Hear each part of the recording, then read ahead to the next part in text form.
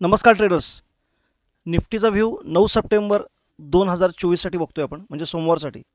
शुक्रवारी मार्केट चांगल्या पद्धतीनं पडलं. ग्लोबल क्यूजसुद्धा आता फार चांगले नाहीत, सगळीकडं थोडं सेलिंग आहे.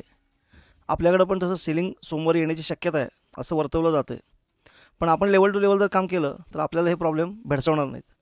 सगळ्यात महत्त्वाच्या लेवल आहेत, मला ज्या वाटत आहेत त्या मी इथं प्लॉट केलेल्या आहेत, त्या तुम्ही बघू शकता.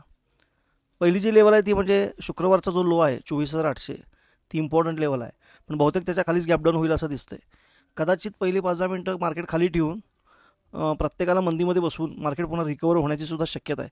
पण आपण 24,770 ते 24,800 हा बफर इम्पॉर्टंट धरलेला आहे आता. त्यामुळे 24,770च्या इथं जर मार्केट खाली तिथनं पुन्हा वर जायला लागलं आणि 24,800 क्रॉस केलं त्यानं, तर 24,770चा मी स्टॉप लॉस टाकणार आणि 24,800 क्रॉस केल्या केल्या एक कॉल घेणार आणि पुन्हा तेजीमध्ये जाणार. त्यावेळी माझी टार्गेट पुन्हा एकदा 25,040पर्यंत असू शकतात.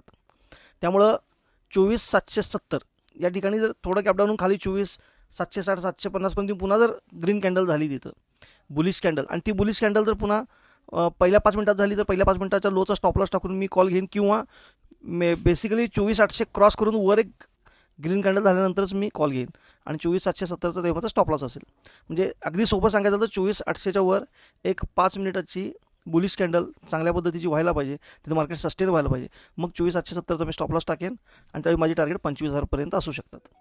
आता समजा 24,770चा उद्या ब्रेक केला आणि खाली आला तर पुढचं काय आहे, तर पुढचं साधारण 24,700पर्यंत त्याला चान्स आहे. 24,700पर्यंत मार्केट येऊ शकतं. आता ओपनच गॅपडाऊन 24,700च्या खाली झालं आणि तिथून जो खाली झालं तर मग 24,575 ते 24,550 ही एक लेवल आहे, ह्याच्यामध्ये मार्केट सपोर्ट घेऊ शकतं.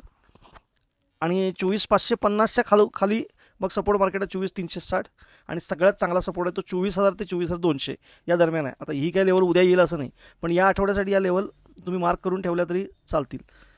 24,200 ते 24,000 ही लेवल फार महत्त्वाची सगळ्यात.